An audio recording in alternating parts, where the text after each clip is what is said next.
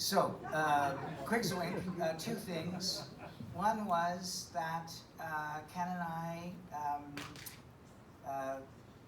I had interviewed Ken as a journalist for the late lamented, not terribly lamented, Shift magazine, The F is Silent.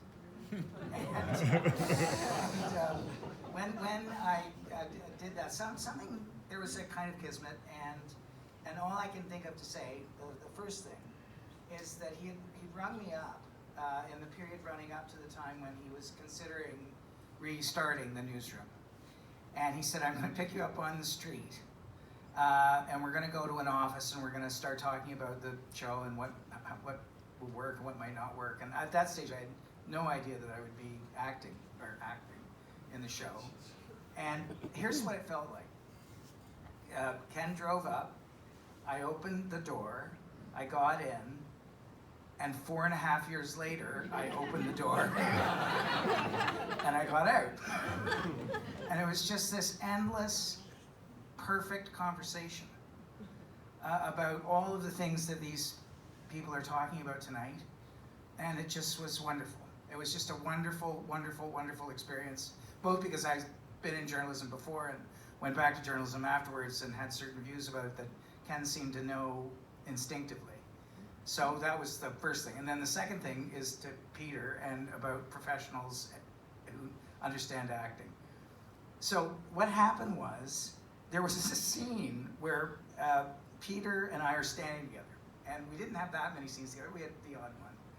And in the scene, Peter is saying, boy, you know, I was out with a girl last night, and she did not even know who the President of the United States was. And I find that so sexy.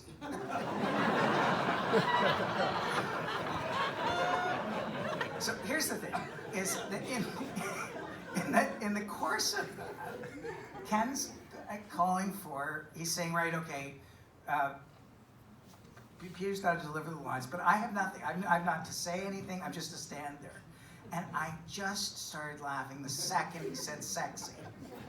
And I could not stop laughing through and I was ruining the scene. I mean, you know, I was fucking it up. And Peter Callahan, this is a professional's professional, turned to me, and Ken, and I think Dan Murphy might have suggested that I'd be kicked off the set if I kept up this laughter. And Peter just turned to me and said, here, put this comb in your hand, put it in your pocket, and squeeze it as hard as you can, and you won't laugh.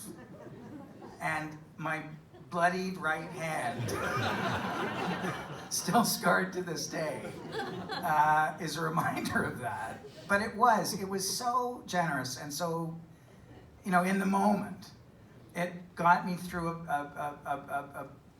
it was a moment, but it got me through it, and it made something that was otherwise kind of chaotic, almost a perfect bit of acting on his part, on Peter's part. So that's all I had to say.